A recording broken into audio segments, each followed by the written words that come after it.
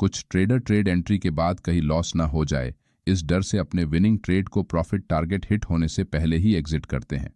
इसलिए आज के इस वीडियो में हम विनिंग ट्रेड को बिना डरे अपने टारगेट तक कैसे होल्ड करते हैं, इसके 3 मेथड जानेंगे। ये निफ्टी 50 के 31 जनवरी का 5 मिनट टाइम फ्रेम का चार्ट है।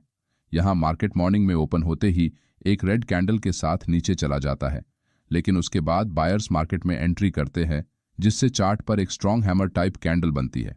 नेक्स्ट बुलिश कैंडल के साथ प्राइस डे हाई को ब्रेक करते हुए ऊपर क्लोज होती है, जिससे चार्ट पर एक बुलिश ट्रेड सेटअप बनता है। बहुत से ट्रेडर इस ग्रीन कैंडल के नीचे अपना स्टॉप लॉस लगाकर लॉन्ग ट्रेड में एंट्री करते हैं।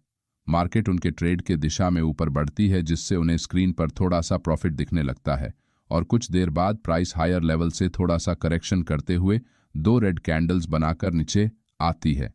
इन 2 रेड कैंडल्स को देखकर कुछ ट्रेडर अपने ट्रेड से पूरी तरह एग्जिट कर लेते हैं। कुछ ही देर बाद प्राइस फिर से एक हैमर कैंडल बनाती है, जिसे देखकर न्यू ट्रेडर फिर से फ्रेश ट्रेड एंट्री करते हैं।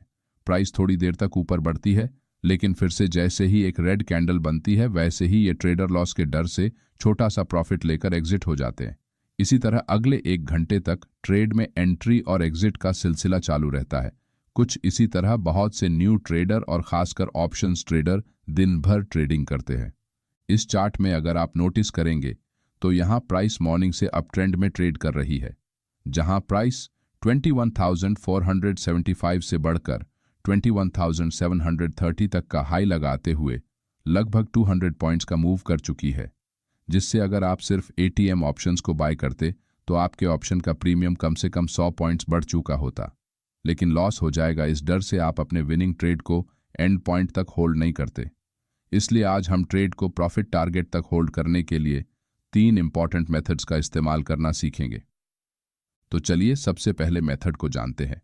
हम इसी चार्ट को एक बार फिर से एनालाइज करते हैं।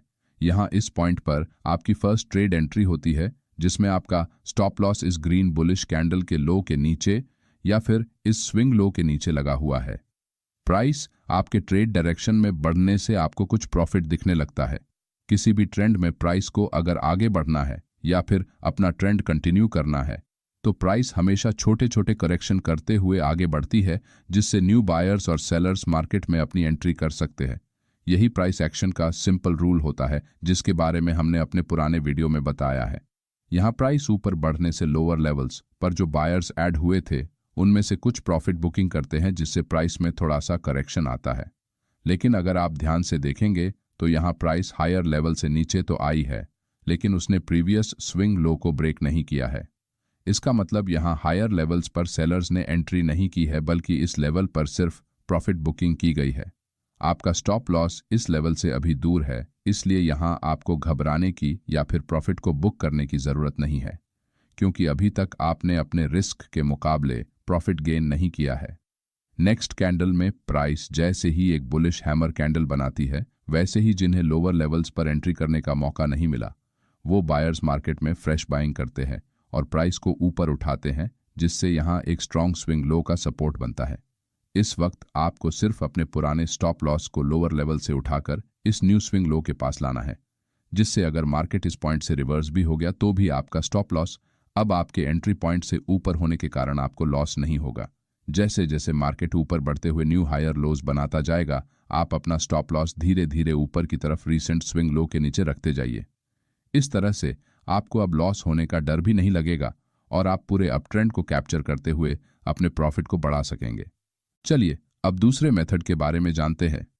यहाँ ट्रेड एंट्री के बाद आपको कुछ प्रॉफिट अपने स्क्रीन पर दिखता है, लेकिन आपके स्टॉप लॉस के मुकाबले ये प्रॉफिट अभी छोटा है। अगर आप एक ऑप्शन बायर है तो आपको कम से कम 1:2 रिस्क टू रिवॉर्ड रेशियो के हिसाब से अपना प्रॉफिट टारगेट डिसाइड करना होगा, क्योंकि एक ऑप्शन बायर का विन रेट बहुत ही कम होता है। अगर इस ट्रेड में आप 100 क्वांटिटी से ट्रेड एंट्री करते हैं तो इस पॉइंट पर आप अपनी 50% क्वांटिटी को एग्जिट करके बाकी बची क्वांटिटी को ट्रेलिंग स्टॉप लॉस की मदद से अपने प्रॉफिट टारगेट तक होल्ड कर सकते हैं। क्योंकि यहां आपने पहले ही अपनी 50% ट्रेड क्वांटिटी को एग्जिट किया है, इसलिए मार्केट यहां से अगर रिवर्स भी होता है तो आपको लॉस नहीं होने वाला है। और आप ये बात जानते हैं, इसलिए आपको ट्रेड को लॉन्ग टाइम तक अपने प्रॉफिट टारगेट के हिट होने तक का इंतजार करने में डर नहीं लगेगा, जिससे आपकी ट्रेडिंग साइकोलॉजी स्ट्रांग होने में मदद होगी। चलिए अब तीसरे मेथड के बारे में जानते हैं। किसी भी ट्रेडिंग कंडीशन में हमारा पूरा फोकस सिर्फ प्राइस एक्शन पर होता है, लेकिन कभी कभी हमें इंडिकेटर्स का भी इस्तेमाल करना पड़ता है। हमारे प्रीवियस चार्ट पर अगर हम 9 पीरियड के एक्सपोनेंशियल मूविंग एवरेज को लगाते हैं तो आपको यहाँ एक बात नजर आएगी कि जब भी प्राइस एक्सपोनेंशियल मूविंग एवरेज को टच करती है वैसे ही फिर से अपना ट्रेंड कंटिन्यू करती है, लेकिन प्राइस जैसे ही इस मूविंग एवरेज के नीचे क्लोज होती है मार्केट में ट्रेंड कमजोर हो जाता है। ट्रेड में एंट्री करने के बाद अगर आपने अपनी 50% क्वांटिटी को पहले ही एग्जिट किया है तो बाकी बची क्वांटिटी को आप मूविंग एवरेज के नीचे की तरफ ब्रेक होने तक होल्ड कर सकते हैं, जिससे आपको किसी प्रॉफिट टारगेट को पहले से डिसाइड करके रखने की जरूरत नहीं पड़ेगी। लेकिन जब तक कोई strong bearish red candle moving average के नीचे क्लोज नहीं होती तब तक आपको ट्रेड से एग्जिट नहीं होना है, क्योंकि यहाँ एक बार प्राइस मूविंग एवरेज के नीचे तो जाती है लेकिन कैंडल की क्लोजिंग फिर से ऊपर की तरफ हो जाती है। इसीलिए कैंडल के क्लोजिंग तक इंतजार करना समझदारी होती है। इन तीनों मेथड को इस्तेमाल करने के लिए किसी भी ट्रेड में एंट्री करते समय आपकी पोजीशन साइज यानी कि ट्रेड क्वांटिटी आपके कंट्रोल में होनी चाहिए, तभी आप उसे ज्यादा समय तक बिना डरे होल्ड कर सकेंगे।